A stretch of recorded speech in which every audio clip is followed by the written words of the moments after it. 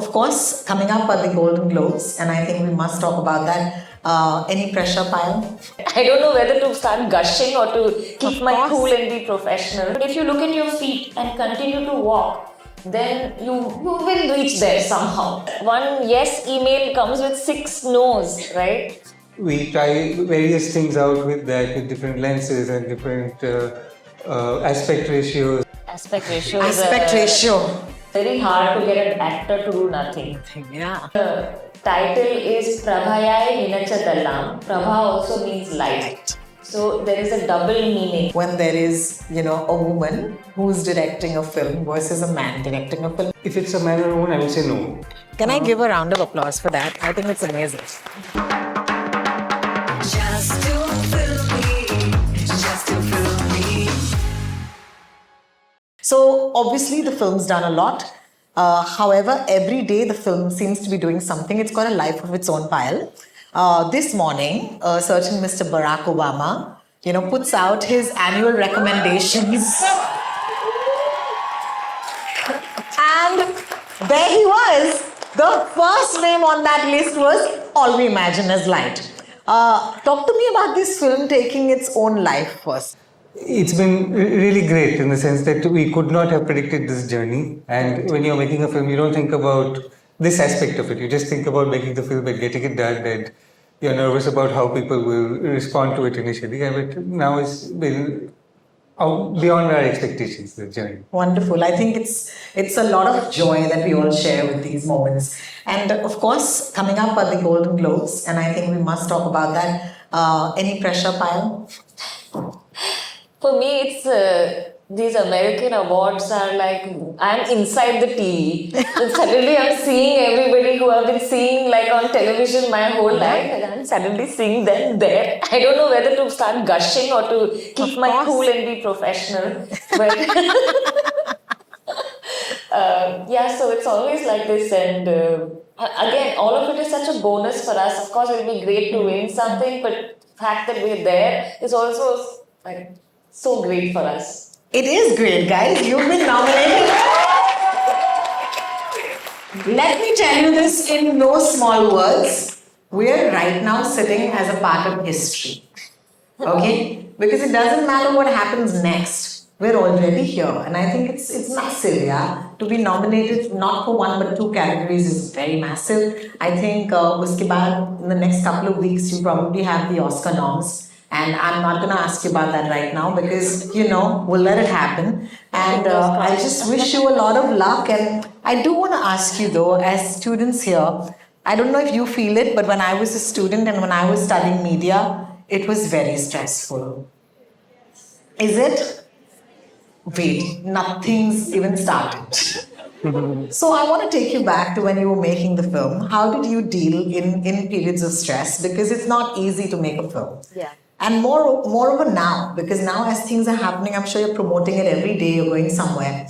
What's the mental makeup of someone who should do something well? Tell us. Well, actually, the filmmaking process for me, I think of it like, and I got this from a very famous film director called Akira Kurosawa. I don't know if you all are familiar with Of his course. work. He wrote a book called Something Like an Autobiography. And in that, he had written that when you are a filmmaker, it's like climbing a mountain. That very tall mountain. Though if you look at the peak, then you will feel dizzy because it's so far away and it feels so daunting and heavy. But if you look at your feet and continue to walk, then you will reach there somehow. But you won't be overwhelmed.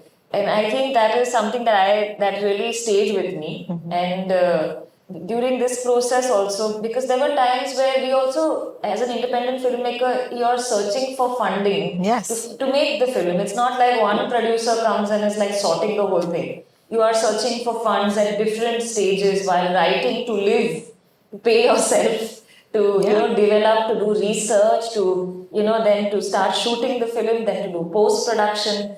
So at every step you need to continuously see where to find the funds to do it. So it can be quite, sometimes you feel you get 5 rejections for every one yes email comes with 6 no's, right? And so you just have to get used to the up and downs and just keep at that one thought that I want to make this film and Wow. I want to continue with this and not feel disappointed or like give up on that.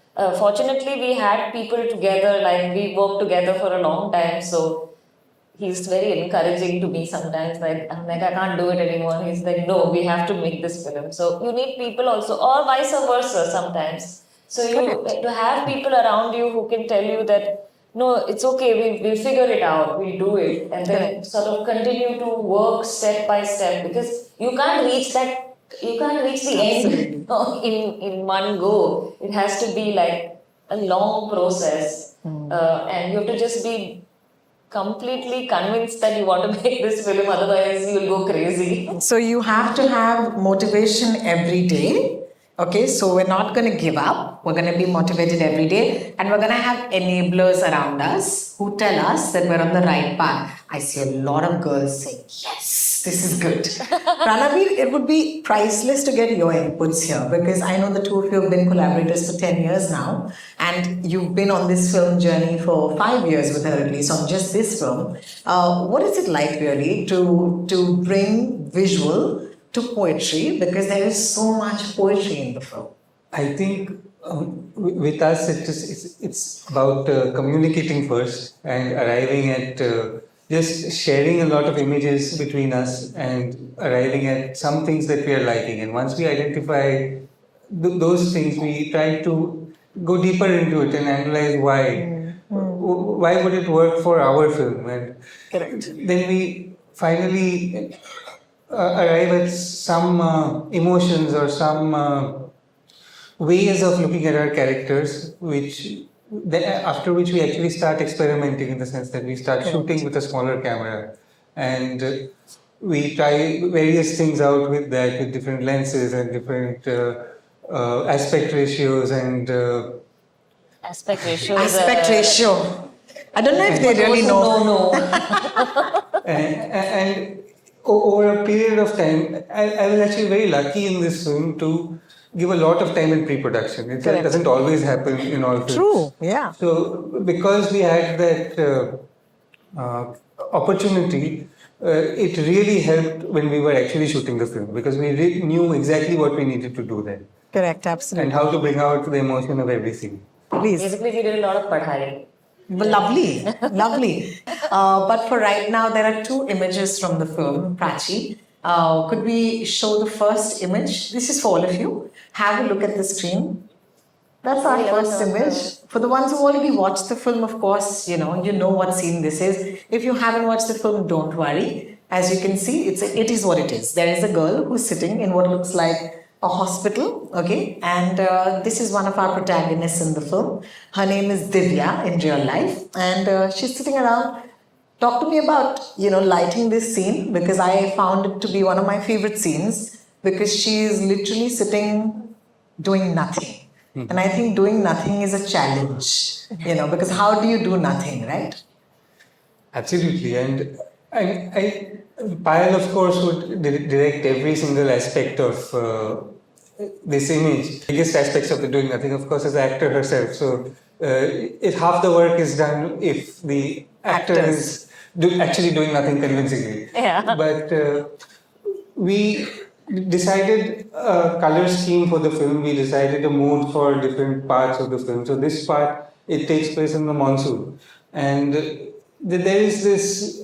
In the monsoon, you don't really know what time of day it is. Yes. Whether in the Afternoon, in the noon evening, or yes. if it's 4 o'clock, it's the same kind of Light, yeah. And we created the light for this sequence. We lit it up. We tried to make it seem as natural as possible, but feel like diffused grey monsoon light. Correct. And our color scheme largely for the first part was this blue Grey and blue, grey. yeah. So we actually changed the color of this desk, which was taking up a large part of this image, and we chose the costume, which would also be blue. Blue, yeah. Give us this to sort of form a palette, and So this could have been a desk that could have been the color of a regular desk. But because you have a thought and you say, this is the mood of my film and this is the color palette we're going to go with, you take that extra effort and you say, you know what, I'm just going to have a blue desk instead. But it can only come with vision, because if you know what your final product needs to look like, then you can work backwards. Is that something that we can learn from this? No, absolutely. A lot of this will be in pre-production where Yes. you pick a color scheme and then you just go scene by scene and see to what extent you want to Correct. execute that scheme. Wonderful. Please Yala, continue. studying cinema, I'm sure you all will look at directors and how they decide to create their mise en scene. And mise en scene means put in the scene, which is basically what you decide to put in a shot. So, for example, this scene was about her being bored and wanting to leave this job, this particular day, and go meet her boyfriend. So she's like, time is so subjective. When you're really bored in a class or something, you're like, it's passing so slowly, my God. But then you go to meet somebody and it's a nice evening, and then suddenly the evening is over. And again, so time is a very subjective thing. So, how to show that subjectivity in film? So, we took shots of her doing nothing. Now, it's very hard to get an actor to do nothing. Yeah. Yeah. Because you always want to do something. It's like, no, do nothing. So, how to represent nothingness? So, we did a lot of trials, and how she will fiddle around and kind of, feel time. So, one of the things we did was we included this aquarium at the back. Yes. And the aquarium had a moving man. Sometimes the aquariums have some funny toys. So, that keeps a sense of time. So, he keeps doing this like a clock, and bubbles keep coming out. So that rhythm reminds us of what the actual time is, and then she's in the foreground living her own sense of time. So we wanted to keep something like that in the frame that's not a clock, but still has that feeling of repetitive time. So like that we thought about elements like her chair, how the sound of that chair should be, like that repetitive ring, ring, ring. Those kind of little things to enhance the feeling of very mundane, like boring job she has. And she's so full of life, this girl, and this job is so we wanted to have that contrast. I love it, and I'm so glad I picked this scene, because who would have known we had so much to talk about? But here's what I would say: if you want to do this as an experiment, go back over the next couple of days. Notice the time that you're sitting doing nothing. When you're bored, it's very rare these days because you have your phone, you're doing 100 things. Notice what you listen to in your background, in your surroundings, and maybe just write it for yourself so that you can create your own mise en scène of boredom. And I think that's so wonderful. Like, how do you depict boredom? So tell us. You can DM Payal, you can DM me. I'm Rotox. Payal, this is a big mystery. You're on social media. Are you just? I have joined now. Yes! Thank God, please, we've been tired of trying to tag you. Please tell us now where we can find you. I am on Instagram. I have an account. Which is Payal Kapadia Film. Payal Kapadia Film. So DM Payal, your thoughts, it'll be lovely. And Ranabir, are you on social media as well? I've also recently joined.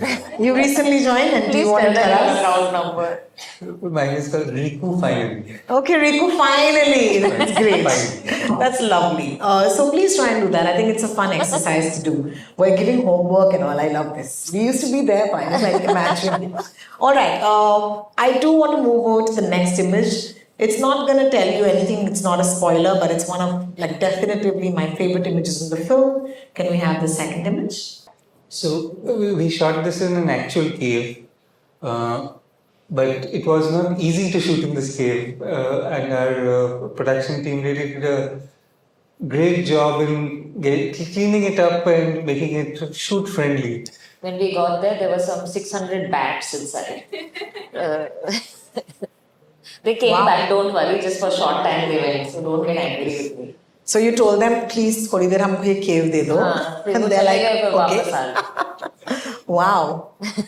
So it was a very dark cave, and we had to actually again light it up to shoot in it. You couldn't see anything inside, and it's a very tender moment in the film with this particular still, and we wanted to look at this couple over here in a tender and almost ethereal light. So we set out to light it in a way that we really feel something gentle and we root for them in a way. That's what the primary intention was. Because the cave is absolutely dark and the only light there is around them, which is a very like Renaissance Yes. painting way of doing things, that you do this very directional light which just lights up enough almost to seem as if they are also celestial.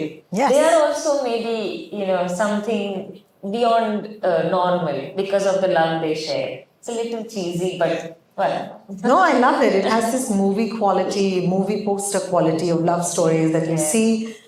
If this was the only story, this could have been the poster. But the truth is that the film is about three women, all right? And all of these three women in different stages of their life. All three of them work and they're bound by the same profession because the three of them are nurses and they work in the same space. But the first one is younger, the other one is slightly older, the other one is older than both of them. And to me, it has always been one woman, and then we spoke about this, how you could interpret it that way. Everybody could have their own interpretation. But the reason why we started off this session with two of these scenes and to show you this is because what are we basically talking about? We're talking about light, right? And that brings me, Payal, to my question to you, which is, why is it called All We Imagine as Light? For many reasons. For me, the film is about the conflict between somebody who is very stuck in her moral values and another girl who is not that. She wants to move out of that morality. So, for me, the morality is tying down the main character and not letting her see another way. In India we have this thing, we fight with our parents and they're like, no, it's like this only, you have to follow it. And we are wanting to say, no, but there is another way. Some people go with there is no other way and there is no other possibility. So for me, that possibility of having another way is light, which is why I chose this title. And in Malayalam, the title, any Malayalis here? Okay, great. Malayalis in the house, hi. The title is Prabhayai Ninachadalam, and Prabha is the name of the character, and Prabha also means light. So there is a double meaning, which is everything you thought of as light and everything that Prabha thought. So there is like a double Maluza like shaking, yes. Yeah. I want to be secretly Malayali, but what to do? I have to accept me. So this is the word play of the All We Imagine as Light, which is, I think, more poetic in the original Malayalam. Absolutely, I completely agree. Which also brings me to a very interesting question. You have been born and raised in this city of Mumbai, if that's correct? I mean, I was born here, but I didn't come back here till college. Correct. So you lived, but then there's been Mumbai in your blood. You've never actually gone to Kerala to stay, is that correct? Yes. So my question to you is, when you decided to write this film, you chose two languages to say it, and there's a little bit of Hindi and English as well, but primarily it's in Malayalam and it's in Marathi. Yeah. So I wanna ask someone who doesn't natively speak the language, what are the challenges of writing for characters who don't speak your language? It was crazy. I don't know why I had this idea. I mean, I know why, but still, at that time I thought I can do it, but then I was cursing myself because it's really hard. I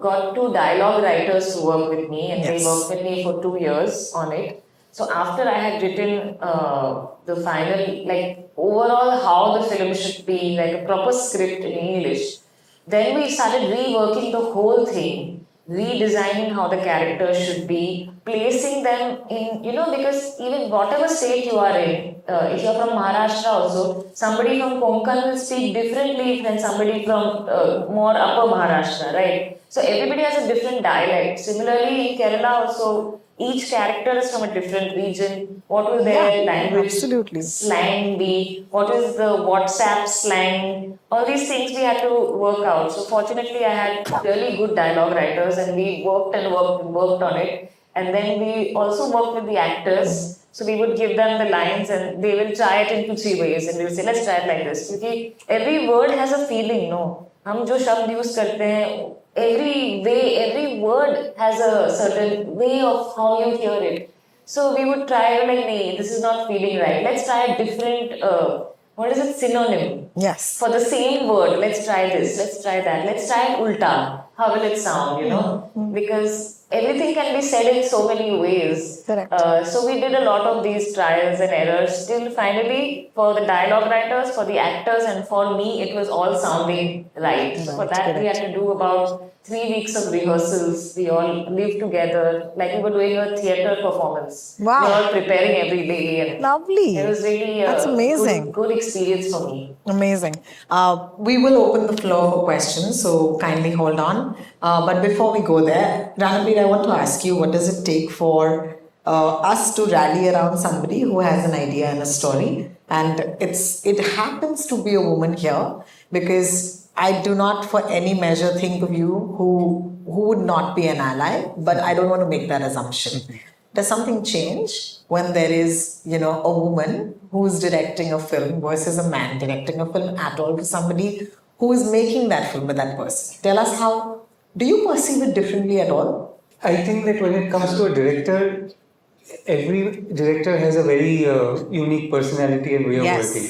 So in this particular case, just in terms of a relationship that I have, if it's a man or a woman, I would say no. Yeah, exactly. But Can I give a round of applause for that? I think it's amazing. Thank you. But then every director has a way of seeing and would want the film to be shot in a particular way. Correct. And again, after enough interactions, I also start to understand at least a little bit. So in this case with Payal, as in, we were both looking at particular directors' work, and somehow we were arriving at works of female cinematographers. Ah, And so we studied those works a lot. We Okay. really went in detail and studied what they were doing differently and how we interesting. can Okay. sort of take from them. And so that was a big part of our process. Is she a hard task master? Yes. Yes. Huh? Okay. We know this about you. Does anything change for you, Payal? Is it different? I don't know. I really can't tell. I've never made a feature.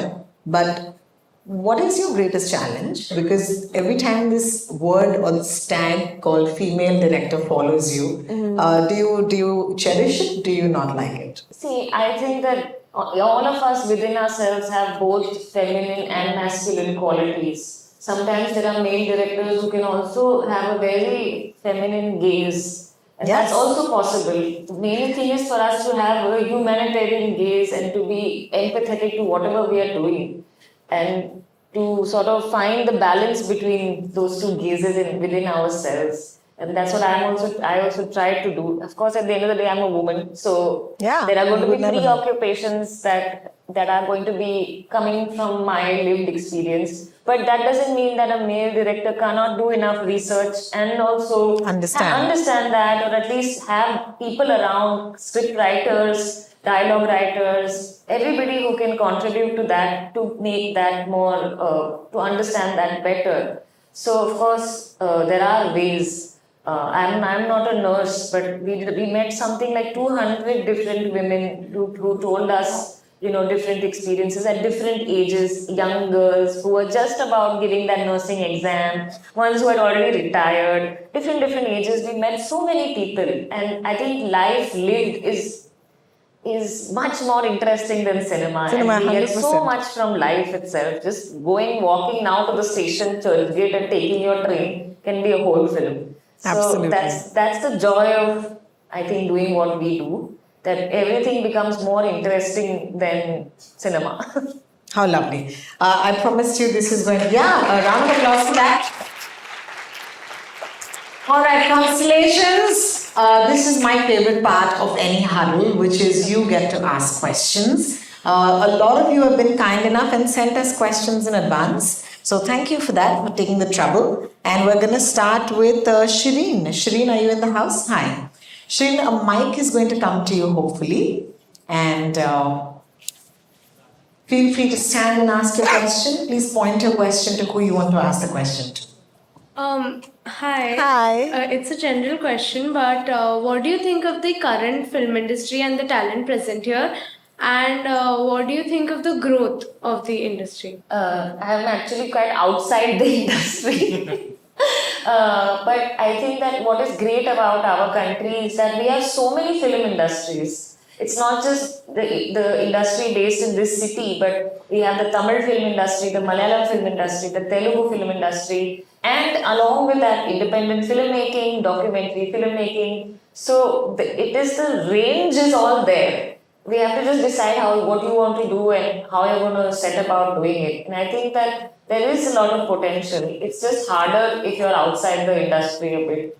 But I think it's hard for people starting out in the industry also because you need so much, you need some contacts, you need to work for many years under somebody, and then maybe that's the way. So every filmmaking is hard, yeah, but it's good. It's a good medium to work. And one of my biggest problems with this film have been distribution. And for those of you who follow me on Twitter, know that I am crying all the time because we don't get cinemas. Once you get cinemas, we don't know how to. We don't have the money to put it out there. Like our film is showing. We don't have ads to put. We don't have that kind of resources because our film itself is not that big budget. Then I start spending on that, then I'm like, oh gosh. So it's not possible only. So we have to, that distribution challenge is there. And I really hope that, I don't know, we continue filmmakers and distributors and exhibitors somewhere. I'm learning all kind of new things now on how this works. So I don't know. I think that there is a lot of scope for us to grow in that realm. Thank you, Payal. But it depends on you guys. Go watch movies. Go watch movies. Thank you, Shireen. That's a lovely question. I'm very excited about the next person who's going to ask this question because it's Mehak. And at some point, I think if you're the same Mehak, you worked with us or what? Okay, there's another Mehak then. Okay. Which Mehak is asking this question? Hi, how are you? Sorry, I thought it was the other Mehak, but the mic is coming to you. So nice to see faces that I know in this crowd. It's amazing. I wanted to ask, I feel like Prabha, one of your main female characters, was made very intricately. She seeks clarity and an understanding of her place in the entire world, all the while dealing with her internal struggles. What inspired Prabha? Oh, lovely. That's a really good question. Actually, the whole film started with this thought about, how in our world, in our society, at least a lot of women I have met, they don't want certain men in their life, but they come and they don't go. So I was thinking about that a lot. And actually started with my grandmother, who I have put a thing of in the beginning of the film. There's an older woman who's talking about the ghost of her dead husband who keeps coming. So that's actually from my grandmother's life. Like she lived up to 98. But when she was in her 90s, she started losing her memory. So I encouraged her to write a diary. So she will remember.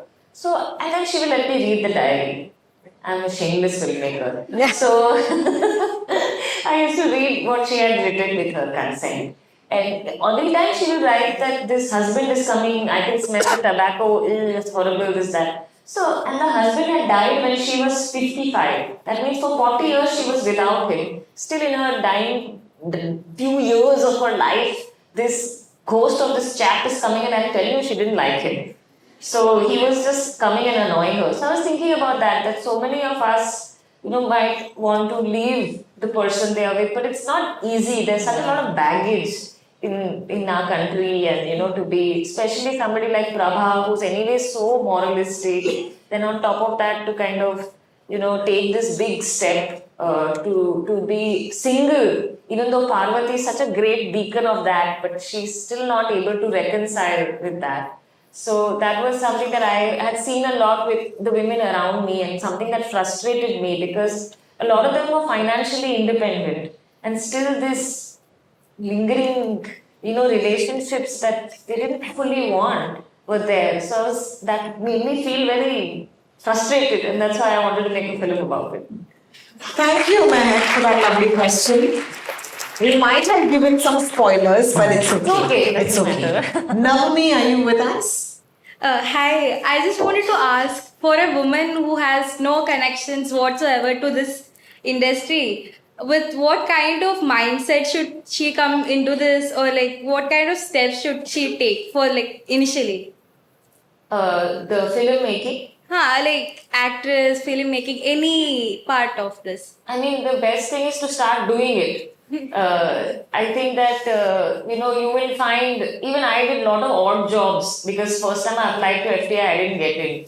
So I was thinking, oh no, what will happen? What will I do? I had no other plan. So I started. I went to Sophia for a 1-year master's program because I didn't do BMM, so I really didn't know that much about media. And then I started applying for jobs. And sometimes the job was horrible and I would quit very soon. And sometimes you'll find people there who you're genuinely learning from. And you're like, okay, I'm gaining something from this. I think I'm growing as a person. I'm growing as somebody who wants to be a filmmaker. And then you stick to it. And sometimes the hours are horrible and it's not the most best working time. And it's unfortunately our jobs are like that. Sometimes True. it's really Yeah. hectic. But if the environment to work is nice and you still feel encouraged, then somehow you feel like going on and you feel that you are getting more responsibility and more, independently to work on things. And maybe I, for example, started enjoying editing, and then I would take on jobs where I would get that opportunity. So like that you can see for yourself because there are so many things. You can be a writer, you can maybe do voiceover. There are so many different aspects of things. So you have to kind of like try and see which one you are enjoying and feeling every morning, waking up and saying that yeah, I actually really like to do this. And in addition to what she's saying, if you want to make films or be a part of the film industry in any way, you should just make films in the sense that today it's easy. You can just shoot something on your phone. And it doesn't have to be something perfect or something great, but with everything that you will make, you will learn something. And it will take you a little closer to what you actually want to do. And you all are lucky, yeah, because you all have friends who are all talented in this. Yes. Some you do it on the weekend or just continue to do things. Yeah, I think that if I might add to that, the only way to really break into an industry is to do the work. I think nobody talks about how much work people put in. If you're writing a film, if you're directing a film, if you're shooting a film, you have to enjoy the process. If you turn around and say ये काम है, तो ये जगह आपके लिए नहीं है. So please make sure that if you're doing it, do it because you want to do it. Otherwise, it's going to be an imposition. है ना? If somebody else tells you, you have to shoot it. नहीं होता यार. I think so. Our next question comes from Sneha. Hi, good evening. So my question is for Ranveer sir. What is it like to shoot in an intense environment or where there is a tension in the air? How is it like to shoot there? Is it tension Heavy. like in the scene or between people? Or No, there's the tension in the scene. So in the scene. Yeah. It's written in the scene. Okay. That's different then. Yes, I was just. So if there's a tension in the scene, you basically have some tools as a cinematographer with which you work, whether it's the camera movement or the lighting or the lenses that you choose, or there are various tools which you can play with, and with these tools you can create various different kinds of moods and feelings. So if it's a funny scene, then you would light it in a particular way. Maybe you would have it brighter and have the general mood lighter. But in a tense scene, maybe you would have it a little bit darker. Maybe you would choose a lens which is a little bit more. I don't know if you're familiar with lensing, but a little bit more telly and not a very wide lens. And so you choose these different things which you have at your disposal to create different moods.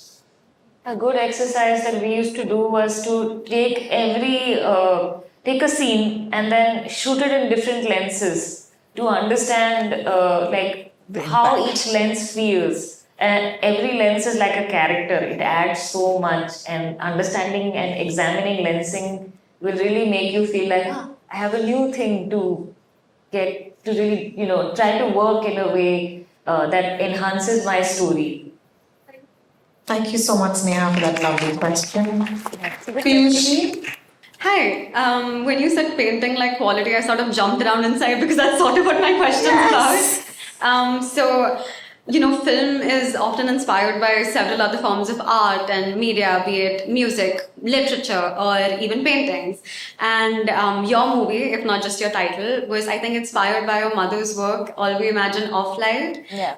So could you please tell us about how, there was perhaps symbolism of that work present throughout your film, or how it impacted the process? I have to be honest, it was just the title.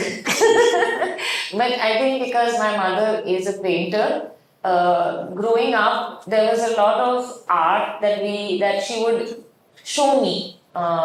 So in that sense, I was exposed to a lot of visual material from a very early age, from very diverse spaces, from paintings from Russian painters to, something from South America. So like a lot of different visual and old things like 2,000-year-old sculpture and, how human beings were looking at shapes or light then. So all these things, it was a privilege to have her, be my mother, because we were always talking about something or the other which were related to that, and even to see it in daily life or in nature, how even human beings have taken so much from those shapes, and generally that we have always been looking to be able to create. So I think that overall it was just her, she also, all her titles and everything are super poetic. So I think I got a lot of that, and she's somebody who ever since I remember worked every day of her life, even though she was self-employed. And I think as women, we are made to feel like if we have jobs where we don't have bosses, that we should be doing,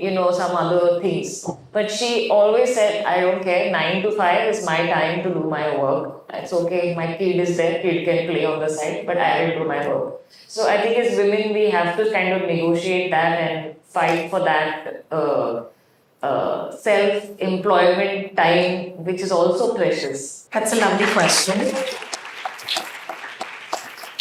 I do want to point out that was a very well-researched question, because that is what it's about. I don't know if you want to go ahead and be a journalist in any capacity, but this quality is going to hold you in good stead.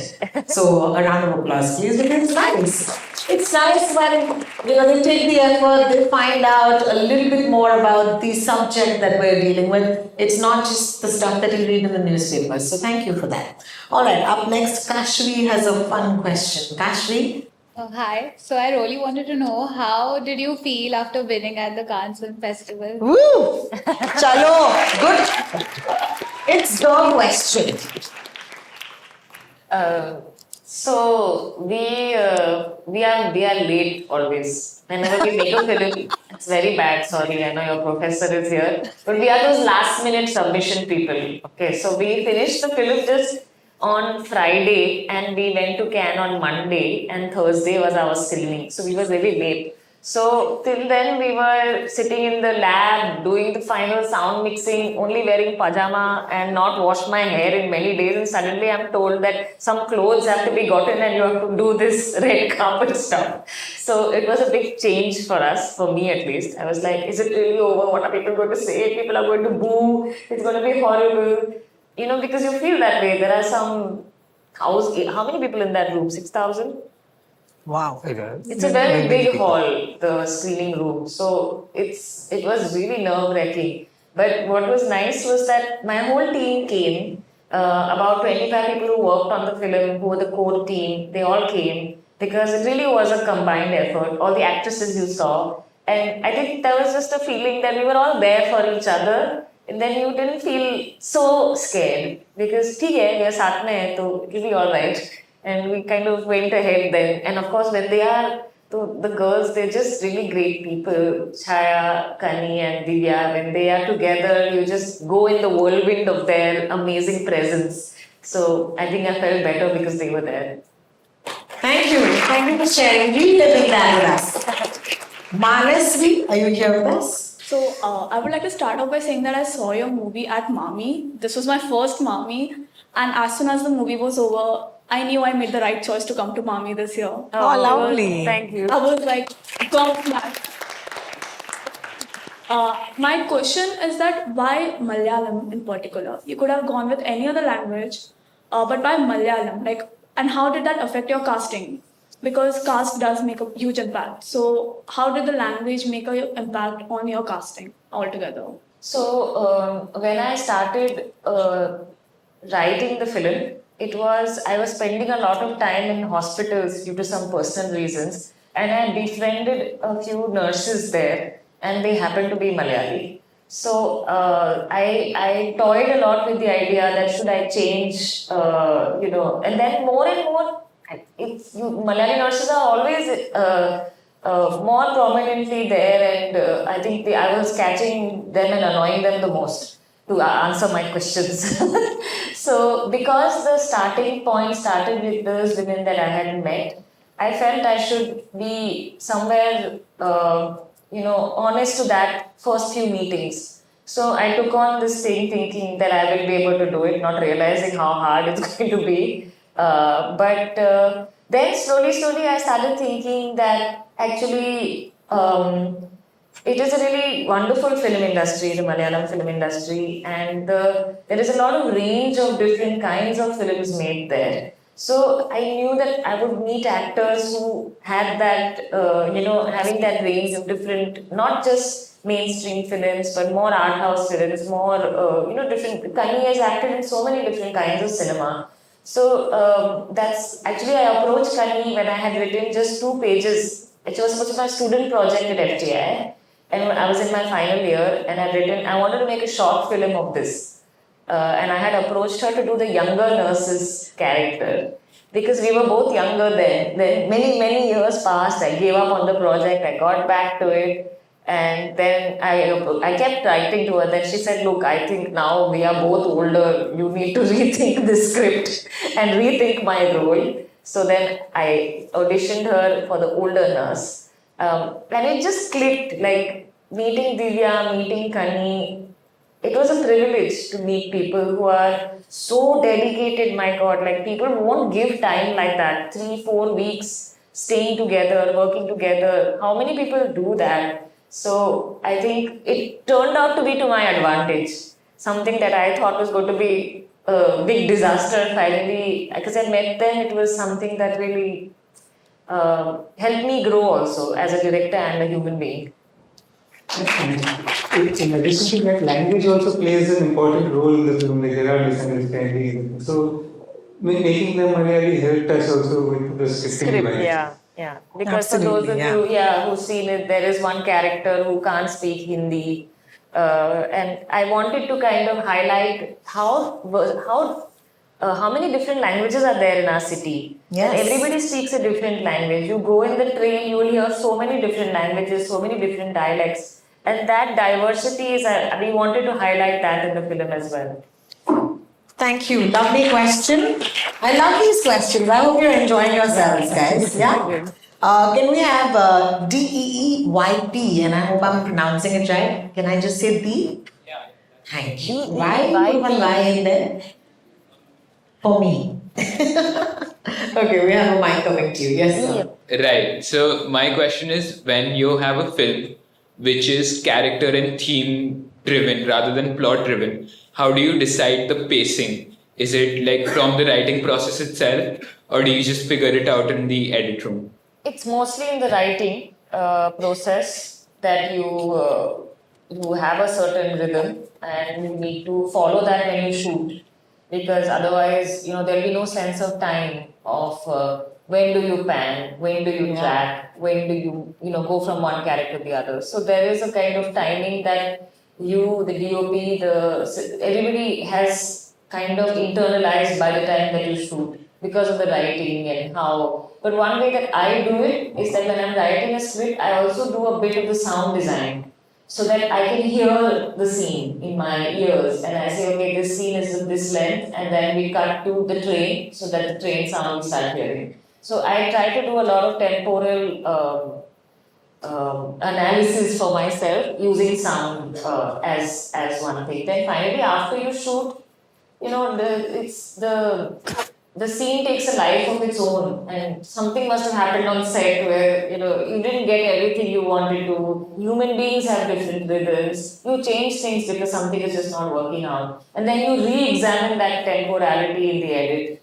So again, you're looking at it, and again, you're thinking how to think about. And finally, some scenes just end up being one shot because it just doesn't make sense now to keep it. So those are things like it's. I think of it like going down in a plane. You know, you acclimatize to every different pressure, and finally, what you're left with, that's the film. Thank you, Deep. That was a great question. Atharva, hi.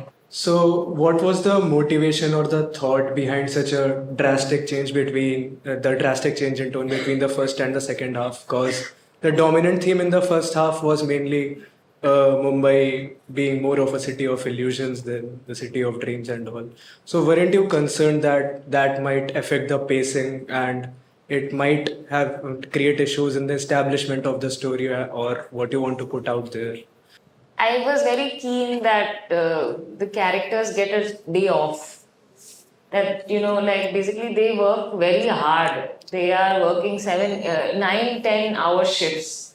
Then it takes one more than an hour to get back home from Parel to go to where they live, maybe Dahisar, more than an hour. So there is no time by the time they get home. They just have to prepare food and go to sleep. So I felt that when you are working in a city like Mumbai, you are always just trying to work enough to live there. And that's the truth of this city. There's not that much time off unless you are very wealthy. So we wanted to kind of give the characters just a day off. And to take you know how we also feel you worked really hard in a semester, and then that first day off, you get to go on a trip somewhere. Suddenly you start feeling a bit different. So we wanted to just say that what if there was a day off, and that day was actually doing nothing and just dropping off their friend has gone to find a job there. You are in a time where, you know, you are a very busy person, but suddenly you are confronted with time. Then how does your mind work? So this was the thought process behind there. So the first half is over many days and the second half is just one long day. So actually in cinema we can play with time. It's a medium of that. It gives us a lot of possibilities. So I wanted to work with these two feelings of time. The capitalistic feeling of time where we are all the time made to work and made to believe that that's the only way. And then there is the holiday, which is the one day off. And how do we feel then? Thank you so much, Atharva. Shraddha? Hi, I wanted to ask what motivated you to pursue a career in filmmaking and what advice would you give to new filmmakers who are just starting out? When I was in Xavier's, we used to go to a lot of film festivals like Mami, and there used to be MIF also, which was for short films and documentary films. And we used to go for Experimenta, which has now moved to Bangalore. But it was a really cool festival. And like when you're in your first year in college, I don't know for you guys, but we were very vela after lunch. So we used to go, you all are BMM students, so you all work very hard. Not vela, yeah. We were BA students, so we had different kind of time sense. So in the afternoon, quite often you could go to the film festivals, and even this Goethe Institute, Max Müller Bhavan used to screen films, then Films Division used to screen. So if you went to college in this area, there were so many different activities one could do. So I started getting very interested in cinema, and I watched like a package of short films from students from FTI, and they were super like experimental, and I was thinking, who are these students? What are they doing? What are these films? So I really wanted to like go there after college. It's different that I didn't get it the first time, but that I got interested in cinema because of that. And even in college, I think there used to be some film clubs and all, and you know we used to watch films at least once a week. There was some screening or the other, so that really kind of sparked my interest. And for me, the journey was through going to film school. But I don't think that's always necessary. It's really what you like. You're the kind of person you are. Like I like to be in a structured place where I get an assignment and then I do the assignment. So I'm like that. But not everybody needs to do that. You can be, you know, deciding for yourself that you can maybe get some funding from somewhere to make a short film, send it to some festivals, meet producers there, and start like that, or assist somebody. and then start working with them and eventually make your own film under their studio banner. There are many ways. It's not a process that can happen like this, unfortunately. It takes time. Of course, there are some geniuses and they do it really quickly also, and that's cool too. But I mean, you don't know if you are one yet, so you have to try your best and continue to pursue different avenues towards filmmaking. Thank you so much for your question. One line that stayed with me, or if I may put it that way, there was the start of sobbing during your film at 9 a.m. in the theater. And I watched it in the right aspect ratio, as you mentioned in one of your interviews. Thank you. That's all I wanted to Love it. So, this is the scene where Chaya Kadam's character, she is looking outside the window and her home's been taken away. And she says that ये लोग इतनी ऊंची buildings बनाकर सोचते हैं कि एक दिन भगवान बन जाएंगे, which was so thought provoking and reflected the state of the character in such few words in that exact moment. So, like, how did you come up with that? Since I'm born in Mumbai, I've seen the city since the 90s. So for me, growing up and going over the JJ flyover and seeing how much the city has changed from what it used to be, that whole area used to be mill land, used to be the chawls of the people who worked there, and now what it is. This change and this kind of very violent gentrification that's taking place has been something that I think anybody who was born in Mumbai since then can see and be affected by in some way. So I've always thought about this a lot, that that whole, what is it called? The skyline has completely changed. Like there are those really bizarre buildings there now, which are, just seem like they are some spaceships in this place, and you can see the contradiction of the houses below and those buildings above. And I don't know, I just feel that there's something about that we need to think about in our city. That this kind of progress, which is it even progress? Exactly. No, but it's also not something which is anti-progress or anti. What you're talking about is more to do with the way in which it is happening, right? Yeah, absolutely. Like while you were doing the location scouting, what we call reconnaissance, recce. I don't know what you all call it still, but we call it recce only. So we were doing the recce for this film, and we went to that. Do you remember the scene where Anu and Shiaz are kissing, and there are boys playing football? That park. So that park actually was in the heart of this area, and it still is. But it used to have if you go there now just for a random walk, you'll find a people's theatre, which used to be for the workers who worked in those mills, and it was their recreational hall, where it was like a club that they could go in the evening and hang out. And now we know that most public spaces are so elitist that nobody can actually want to go there. It's so like proper, and you have to be a certain class to feel even accepted. So like that, I think public space has really reduced in our city, from who has access to it and who has access to privacy, who has access to living in certain areas. All these questions are there, I think, in anybody's mind who lives in Mumbai and goes past from South Bombay to the north in the Western Railway line or Central Railway line. You see the change, or from building to building you will see what our city is. So I think that there was a collective anger amongst all of us, and we wanted to put that in the film, that we need to remember how the city was and who are the people who lived in these places. I love her reaction. She agrees. She agrees. Thank you for watching the film and for talking about it. So many will try and accommodate, I promise you. The gentleman with the black t-shirt? Yes. I don't know what color it is, but black? Okay. Hi, so your use of imagery in the film often feels very lyrical and fragmented. So, as a filmmaker, how did you decide when to use visuals rather than dialogue to carry the narrative? That's a really good question, because I struggle with this a lot. When you write a script, you are giving it to somebody who probably knows nothing about Mumbai, say, and is reading it and is trying to imagine, and you can't be too descriptive because it gets boring to read that. You can't write 300-page script. So you have to be precise. So some things you do put in as information in the dialogues, but it's hard. Like it's something that I struggle with a lot, finding the balance between visually saying and dialogue saying. And sometimes what I did was that I put it in the script, but finally I didn't end up shooting it. Because I felt that the actors, once I see them start doing the scene, I say, this is coming through. I don't need to spell it out. And sometimes I would shoot it also, and in the edit it would be like, come on, I don't need this. So it would go. So at different levels, you got to negotiate with your material and,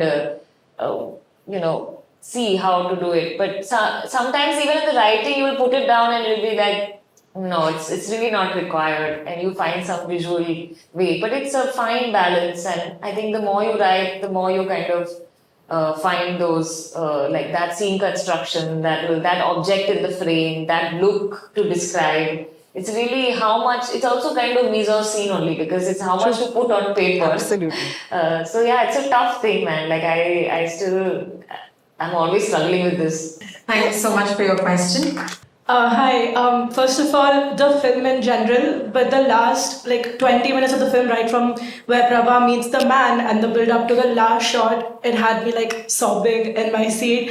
And I was there until the final credit rolled and the lights came on. Because we need to when we watch a film, you need to sit until the last credit rolls because every person on that film mattered. And then the theatre officials came in and judged me and I had to leave. See, all of us are going to work on films, and your name is going to be on that credit roll one day. So as people who work in media, respect others who need to. Absolutely.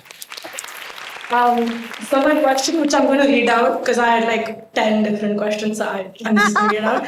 But basically, in your previous work, you've really played with the idea of fiction and reality.